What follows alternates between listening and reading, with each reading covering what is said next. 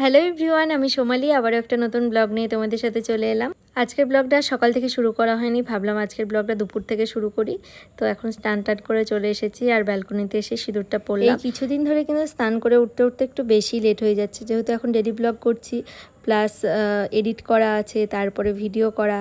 তো video shoot editing কিন্তু দুটোই একসাথে চলছে, তো সেই জন্যই আরও লেট হয়ে গিয়েছিল। তোমাদের মধ্যে একটা দিদিভাই কমেন্ট করেছিল যে ঠাকুরকে পুজো করার সময় কিন্তু আসন নিয়ে বসতে হয়। এটা কিন্তু আমি আগে থেকেই জানতাম, কিন্তু সত্যি বলতে ঠাকুর ঘরে গিয়ে কিন্তু এটা রোজ আর কি মনে থাকতো না, মাঝে মাঝে মনে। তোমরা যে কমেন্ট করে আমার ভুল ত্রুটিগুলো ধরিয়ে দাও, এটা কিন্তু আমার বেশ ভালো লাগে। দেখো, সবারই তো সব কিছু জানা থাকে না, তো তোমাদের থেকেও কিছু জানছি বা শিখছি, এটাও কিন্তু বেশ ভালো ব্যাপার।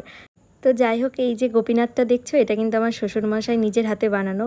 তারপরে এই মায়ের ফটোটা দেখছো, এটাও কিন্তু শ্বশুরমশাই নিজে আঁকানো, তারপরে এটা বাঁধিয়ে এনে পুজো করা হয়। আর এই যে গোপীনাথের পাশেই যে গোপিনীটাকে দেখছো, এটা কিন্তু আগে ছিল না, তখন তোমাদের দাদাভাইয়ের জন্য সম্বন্ধ দেখা চলছিল, একটাও সেইভাবে পছন্দ হচ্ছিল না। তো তোমাদের দাদাভাই আমার শ্বশুরমশাইকে বলেন, তুমি গোপীনাথকে একা রেখে ছেলের জন্য মেয়ে খুঁজছো, তো পাবে কি করে?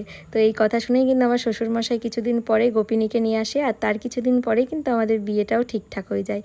তো সেই জন্যই কিন্তু বাবা বলেন, আমার বাড়িতে গোপিনী আসার পরেই বাড়িতে মা লক্ষ্মী এসেছে। তো তোমরা তো দেখলেই ঠাকুর পুজো করে চলে এসেছি এখন ঘরে।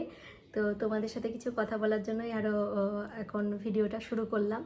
তো তোমরা প্রত্যেকটা ব্লগ এতটা ভালোবাসা দিচ্ছ, সত্যি বলতে আমি কখনোই ভেবেছিলাম না। তোমাদের এই ভালোবাসার জন্য এখন প্রত্যেকটা দিন কিন্তু ব্লগ করতে ইচ্ছে করে, পোস্ট করতে ইচ্ছে করে। তো সেই জন্য কিন্তু এখন স্নান করতেও অনেকটা লেট হয়ে যাচ্ছে, এখন ওই 1:30 মতো বেজে গিয়েছে। এর আগে কিন্তু অনেকটাই তাড়াতাড়ি স্নান করে নিতাম, কিন্তু যেহেতু ডেলি ব্লগও শুরু করতে হচ্ছে, প্লাস তার সাথে আমাকে এডিটও করতে হচ্ছে, যেহেতু আগের দিনকার ব্লগ পরের দিনই এডিট করে সঙ্গে সঙ্গে আমি পোস্ট করে দিচ্ছি। তো সেই জন্য অনেকটা লেট হয়ে যাচ্ছে। আজকে যেরকম বসেছিলাম এডিট করতে তোমার ওই 12টা মতো। আর তারপরে সবথেকে প্রবলেম হয় কি বলো তো, রাস্তা দিয়ে কিছু গেলে সেটার আওয়াজ, বা রাস্তায় কেউ কথা বললে সেটাও চলে আসে দেখি, সেই জন্য প্রবলেম হয় খুব। সেই জন্যই কাটকুট করতে করতে অনেকটাই লেট হয়ে যায়। তো যাই হোক, তোমরা অবশ্যই প্রত্যেকটা ব্লগ দেখো, এতটা খাটনি করে বানাচ্ছি, আর তোমরা অনেকটাই ভালোবাসছো প্রত্যেকটা ব্লগ। আর তোমরা কিছুদিন ধরে খুব কমেন্ট করছো, দিদিভাই যে তেলটার কথা বলেছিলে সেটা তো দেখালে না। আমি তো তোমাদেরকে দেখাতেই চাই, কিন্তু কি বলো তো, তেলটা এখনও পুরোপুরি ভর্তি আছে। তো সেই জন্য মা এখন বানাচ্ছে না, তেলটা ফুরিয়ে গেলেই বানাবে, তখনই তোমাদের সাথে ব্লগটা শেয়ার করব। আর তোমরা যদি তার আগে দেখতে চাও, তাহলে অবশ্যই আমি মার কাছ থেকে জেনে নেবো, আর মুখে মুখে অবশ্যই বলে নেবো। এসছো বলো, কটা এসছো? এই তো 2:30 পৌনে 3টার সময় এসেছি। তোমাদের দাদাভাই এতক্ষণে আসলো, স্নান টান হয়ে গিয়েছে, এবার যাচ্ছি খেতে, চলো। আর এখন তোমাদের দাদাভাই কিন্তু অনেকটা লেট করে আসছে, সেই জন্য খাওয়াটাও দেরি হয়ে যাচ্ছে। আর আজকে কিন্তু তোমাদের দাদাভাই আমার ব্লগ দেখতে দেখতে খাচ্ছিল, যেহেতু যখন পোস্ট করি ও দোকানে ছিল, দেখা হয়েছিল না ওর।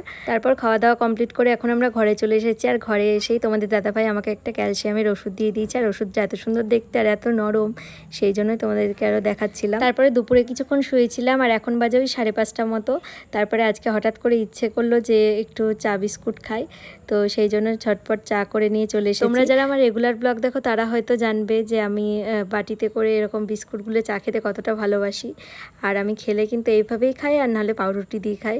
আমি নর্মাল এমনি চা বিস্কুট খুব কম খাই। আর আজকে আমার খেতে খেতে তোমাদের দাদাভাইকেও খাওয়াতে ইচ্ছে করলো, তো সেই জন্যই ওকে একটু খাইয়ে দেখলাম ও কি কেমন বলো।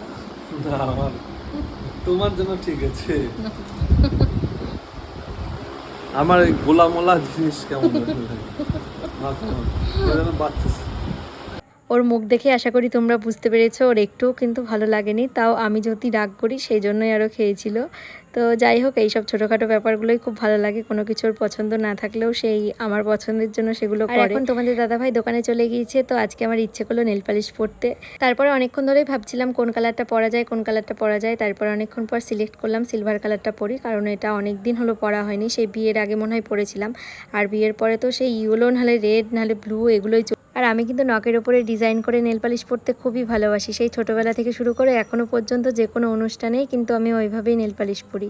তবে আমি ছোটোবেলা থেকে কোনো দিন মেহেন্দি পরতে পারতাম না, তবে নেল পালিশটা কিন্তু নখের ওপরে খুব সুন্দরই ডিজাইন করতাম। তো আজকে যেহেতু করা হলো না, যেহেতু কোনো অনুষ্ঠান নেই, এমনি এমনি আর পরিনি, তো নেক্সট টাইম যখন ডিজাইন করে নেল পালিশ পরবো তোমাদের সাথে কিন্তু অবশ্যই শেয়ার করবো। দিদি যেহেতু বাড়িতেই ছিল, তো সেই জন্য আজকে কিন্তু আমাদেরকে নতুন কিছু একটা খাওয়ালো, সেটা হচ্ছে সাবুর পকোড়া। তোমরা আগে খেয়েছো নাকি সেটা কমেন্ট করে জানিও, আমি তো তো প্রথমবার ট্রাই করলাম। আর আমি কিন্তু সাবুটা একদমই পছন্দ করি না, কিন্তু এত সুন্দর পকোড়াটা হয়েছিল আমি কিন্তু অনেক কটাই খেয়ে নিয়েছি। তারপরে তোমাদের দাদাভাই ওই 8:30টার মতো বাড়িতে চলে এসেছিলো, তোমাদের দাদাভাই এসে 2-1টা খেয়ে নিল।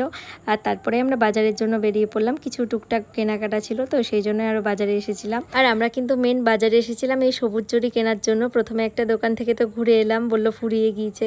এবার প্রচণ্ড হারে সবুজ চুড়ি সবাই পরছে, তো সবার দেখে দেখে আমারও ইচ্ছে করলো, তো সেই জন্যই যাই হোক আর একটা দোকানে গিয়ে পেয়ে গিয়ে তারপরে সব কিছু কেনাকাটা করে এখন আমি বাড়ি চলে এসেছি। আর তোমাদের দাদা ভাইকে বললাম চুড়িগুলো পরিয়ে দেওয়া আমাকে। সেই ছোটোবেলা থেকে কিন্তু চুড়ি পরতে পছন্দ করি, কিন্তু এখন সেইভাবে আর পরাও হয় না। সত্যি বলতে মেলাঘাটে আগে যেরকম বিক্রি হতো এখন কিন্তু একদমই দেখা যায় না। আগে মেলায় যেই কাচের চুড়ির দোকানগুলো বসতো সেগুলোকে কিন্তু এখন খুবই মিস করি।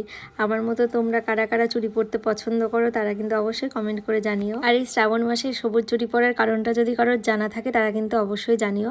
আমিও একটু একটু জানি, তবে তোমরা আগে জানিও, তারপরে আমি যেটুকু জানি সেটা কিন্তু পরের ব্লগে অবশ্যই জানাবো। তো আজকের ব্লগটা আর বেশি বড় করছি না, আজকের ব্লগটা তোমাদের কেমন লাগলো অবশ্যই জানিও, ভালো লাগলে একটা লাইক করে দিও। তো চলো টাটা আজকের মতো।